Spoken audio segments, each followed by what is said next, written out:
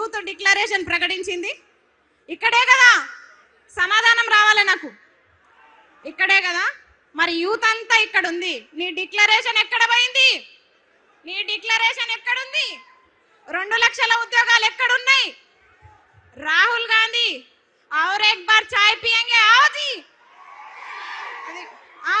మనకు మాట ఇచ్చిన రాహుల్ గాంధీ ఈ రోజు సరూర్ నగర్కి రాగలరా? ఓపెన్ ఛాలెంజ్ విసిరినాము. ఈ సభ ఎవరు పెట్టినా మాకు అనవసరం, కానీ నిరుద్యోగులము హాజరైనామంటే రాహుల్ గాంధీ సరూర్ నగర్ లో యూత్ డిక్లరేషన్ పేరిట నిరుద్యోగుల్ని మోసం చేసిండా లేదా? ఎస్. ప్రియాంక గాంధీ గారు ఇదే మైక్ పట్టుకొని ఇదే స్టేడియంలో नौकरियां दे देंगे, 1 साल के अंदर दे देंगे, कहते 2 लाख के नौकरियां दे देंगे. किधर गए जी नौकरियां? किधर गए नौकरियां? ఇంకొక ఆయన ఉద్యోగాలు అడిగితే ఇంట్రీని తాగండి, మీరు సావండి, కానీ ఉద్యోగాలు పెంచవా బిడ్డ? ఎందుకు పెంచావు ఉద్యోగాలు? 2 లక్షల ఉద్యోగాలు నీ గల్లా బట్టి వసూలు చేసుకుంటాం. నేను కూడా నీ పాలమూరు బిడ్డనే. నువ్వు పాలమూరు చివర్లో ఉండి నువ్వు మాట్లాడితే నేను కూడా పాలమూరు బిడ్డనే. పాలమూరు అంటే మొత్తం నువ్వేనా? ఒక కొండారెడ్డిపల్లి ఒకటే అనుకుంటున్నావా ఏంది? ఉద్యోగాల జాతర అన్నారు కదరా, ఏడుంది ఉద్యోగాల జాతర? ఏడుంది? ఇక్కడ సరూర్ నగర్ లో ఉంది నిరుద్యోగ జాతర, ఇక్కడ ఉంది నిరుద్యోగ జాతర. ఎక్కడుంది ఉద్యోగాల జాతర? 3వ సారి కూడా కురుమూర్తి జాతర వచ్చిందిరా అయ్యా. 3వ సారి కూడా కురుమూర్తి జాతర అయిపోయా, ఉద్యోగాల జాతర అంట. నిరుద్యోగ భృతి అన్నారు. రెంట్లు కట్టలేక ఎవరన్నా గుళ్ళకు సాయిబాబా టెంపుల్కి ఎందుకు పోతారు? దిల్సుఖ్ నగర్ లో దేవుడికి దండం పెట్టుకోనికే పోతారు. కానీ మా నిరుద్యోగులు అన్నదానం పెడుతురని అన్నదానం కోతున్నారు. అవునా కాదా? మధ్యాహ్న భోజనం తినడానికి సాయిబాబా టెంపుల్ కోతున్నారు. అలాంటి దుస్థితిలో నిరుద్యోగులు ఈ రోజు ఉన్నారు. ఇక్కడ సభలు అందరం పెడుతున్నారు, పార్టీలు మారుతున్నాయి ఇక్కడ సభలు, కానీ నిరుద్యోగులు 2 సంవత్సరాలకు ఒకసారి 3 సంవత్సరాలకు ఒకసారి ఈ సభలకు అటెండ్ అవుతున్నాం. అవునా కాదా? ఇంట్రీని తాగాల? ఇంట్రీ డబ్బాలు దొరుకుతున్నాయా? ఫస్ట్ ఇంట్రీ డబ్బాలు దొరుకుతున్నాయా? రైతులకే దిక్కులేదు. మమ్మల్ని ఎక్కడి నుంచి తెమ్మంటావు? ఇంట్రీ డబ్బాలు తీసుకొస్తాం. ఇంట్రీ డబ్బాలు ఎట్లయినా పట్టుకొచ్చి తీసుకొస్తాం, చెరో డక్కన్ తాగుదాం. ఎందుకంటే నేను గెలిపించిన పాపానికి ఊరూరా తిరిగి అమ్మలక్కల కాళ్ళు మొక్కి గెలిపించిన పాపానికి ఫస్ట్ డక్కన్ రేవంత్ రెడ్డి తాగాలి.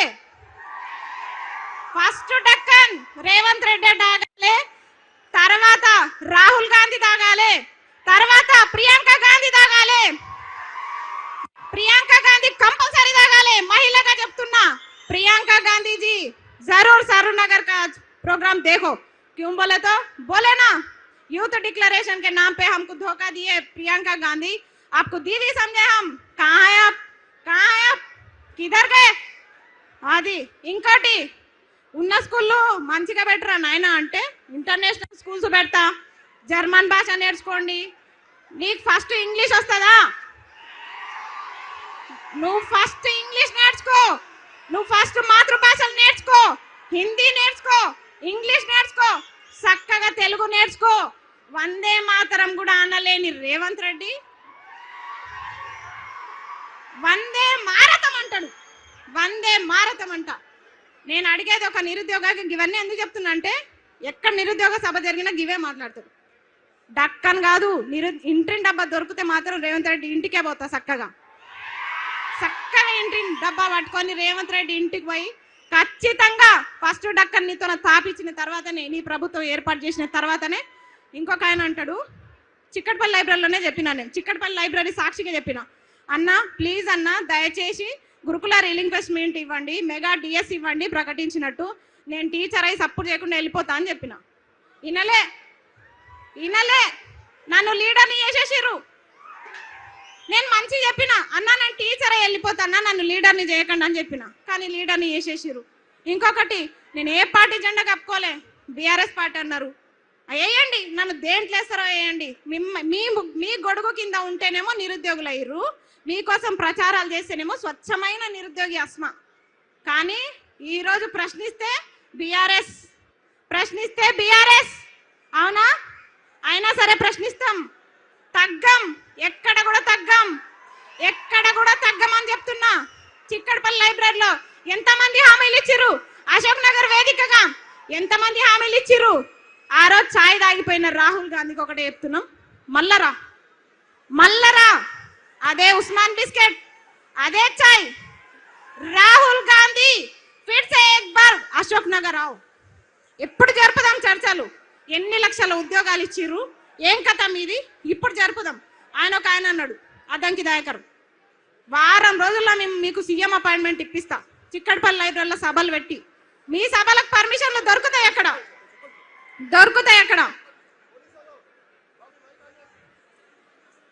మైకాండి. ఏ బాబు పోలీసులు మీకేం పని అయినా? ఏ పోలీస్ బయటికి వెళ్ళగలి, ఎందుకు డిస్టర్బ్ చేస్తున్నావు? నువ్వు వెళ్ళి బయటికి.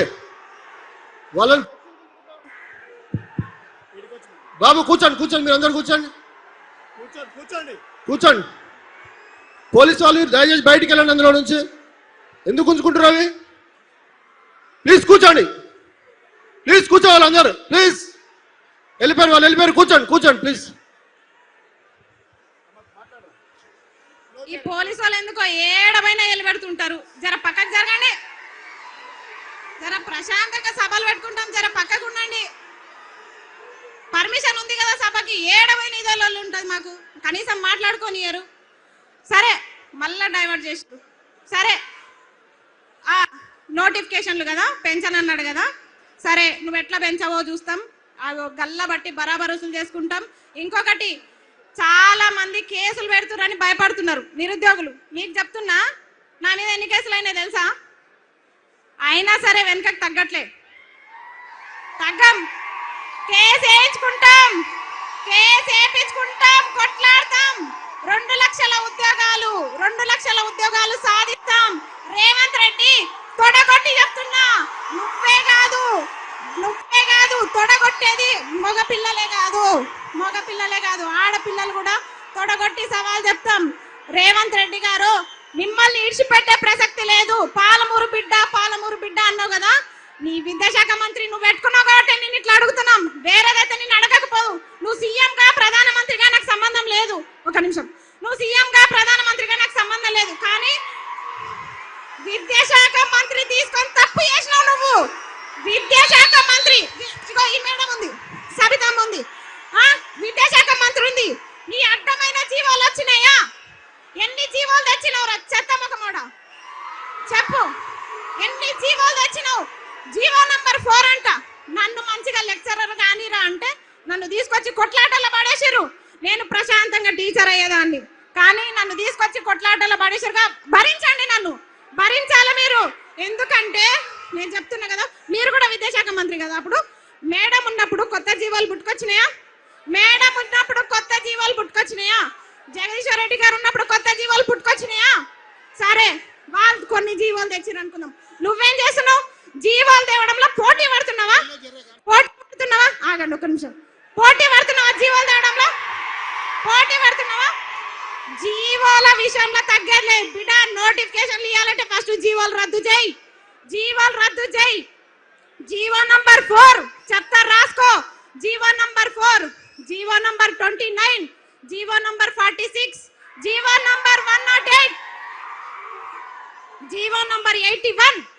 ఈ జీవోలన్నీ నీకు తెలుసా? నీకేం తెలుసు? నీకేం తెలియదు. నీ దగ్గర మూటలు ఉన్నాయి, బ్యాగులు ఉన్నాయి, నీకేం తెలియదు. దొంగ కథలు పడుతున్నావా నిరుద్యోగులకి? నోటిఫికేషన్ ఇవ్వకుండా విడిచిపెట్టే ప్రసక్తి లేదు. నిన్ను దొంగని సీఎం చేయడం మేము చేసిన తప్పు, ఖచ్చితంగా చెప్తున్నాం. ఇంకా తగ్గేది లేదు అన్న. మీరు కేటీఆర్ అన్న, మీరు మాకు చాలా సపోర్ట్ చేయాలి. ఎందుకంటే మిమ్మల్ని కలిసి మాట్లాడదామన్న అవకాశం లేకుండా పోయింది. నిజం, చాలా ట్రై చేస్తున్నా నేను. జరాగురబ్బా, జరాగురు, టైం అవుతుంది. జరాగండి, తాగండి ఒక నిమిషం. వద్దు. అయితే కేటీఆర్ అన్న, వీళ్ళందరూ కొంతమంది పేడ్ బ్యాచ్లు అంటున్నారు. అన్న మీరు నాకు ఎప్పుడన్నా 5 లక్షలు ఇస్తారా అన్న? మొత్తం నన్ను బ్లేమ్ చేస్తారు చాలా మంది. కేటీఆర్ అన్న, నాకు లక్షలు ఇవ్వకపోయినా పర్లే, 10 నిమిషాలు టైం ఇవ్వండి. 10 నిమిషాలు నాకు టైం కావాలి. టైం మాత్రమే కావాలి నాకు. కొట్లాట నేను కొట్లాడతా, మీకోసం నేను కొట్లాడతా. ఎందుకంటే మీకు తెలుసు, నాకు పేరెంట్స్ లేరు, ఎవ్వరు లేరు. నేను పోతే ఒక్కదాన్నే పోతా. కానీ మీ కుటుంబాలు ఉన్నాయి. ఆ కుటుంబాల కోసం మీరు ఉండాలి, మీరు చల్లగా ఉండాలి. మాకు అడుగడుగున తోడుండే వ్యక్తి రాకేష్ అన్న, మా శ్రీనివాస్ అన్న, మా పాలమూరు బిడ్డ పులి, మా రాకేష్ అన్న ఇట్లా ఓకే ఫోన్ రాలేదు కానీ ఇట్లా చెప్తున్నా కదా. చాలా మంది మాకు అడుగండి, కేటీఆర్ అన్న మాకు టచ్ లేకపోయినా కొంతమంది టచ్ లో ఉన్నారు. వాళ్ళంతా మా బాగోగులు కష్ట నష్టాలు చూస్తున్నారు. కాబట్టి ఫస్ట్ ఆఫ్ ఆల్ జీవోలన్నీ రద్దు కావాలి. 2 లక్షల ఉద్యోగాలు రావాలంటే 2 లక్షల ఉద్యోగాలకు ఒక్క నోటిఫికేషన్ అయినా తగ్గిందనుకోండి, మెగా డిఎస్సి తగ్గిందనుకోండి, ఇడిచిపెట్టాను బిడ్డ చెప్తున్నా, ఇడిచిపెట్టే ప్రసక్తి లేదు. 25,000 మెగా డిఎస్సి, గురుకుల notification, degree lecturer, junior lecturer, కాలేజ్లలో అసిస్టెంట్ ప్రొఫెసర్ నోటిఫికేషన్స్ అన్ని కూడా ఇవ్వాలని చెప్పేసి నేను సరూర్ నగర్ సాక్షిగా డిమాండ్ చేస్తున్నా. ఇంకొకటి, మల్లొక సభ ఇక్కడ జరగకుండా చూసుకో రేవంత్ రెడ్డి. మల్లొక సభకి ఇట్లా ఉండదు, ప్రశాంతంగా ఉండదు. అదేమంటారు, కత్తులు బుల్లెట్లు మీతోనే కాదు, మాతోనే అవన్నీ అవసరం లేదు. పుస్తకాలు పెన్నులు తీసుకొస్తాం బిడ్డ. పెన్ను ఎంత షార్ప్ ఉంటుందో తెలుసా? గుచ్చితే గుండెలా సస్తావు. అలాంటి గన్నులు మా దగ్గర ఉన్నారు నిరుద్యోగులతో పెట్టుకుంటే ఏ ప్రభుత్వం కూడా నిలబడదు. పెట్టుకునే దమ్ముందా? జై నిరుద్యోగి. చాలంట, వాళ్ళు ఇబ్బంది పడుతున్నారు, వేరే వాళ్ళు మాట్లాడతారంట. సరేనా, ఏమనుకోకండి, చాలా మంది ఉన్నారు, వాళ్ళందరికీ కూడా మాట్లాడే అవకాశం రావాలి. కాబట్టి ఇంకా వీళ్ళ కోరిక మేరకు నేను ముగిస్తున్నా. థ్యాంక్ యూ అమ్మా.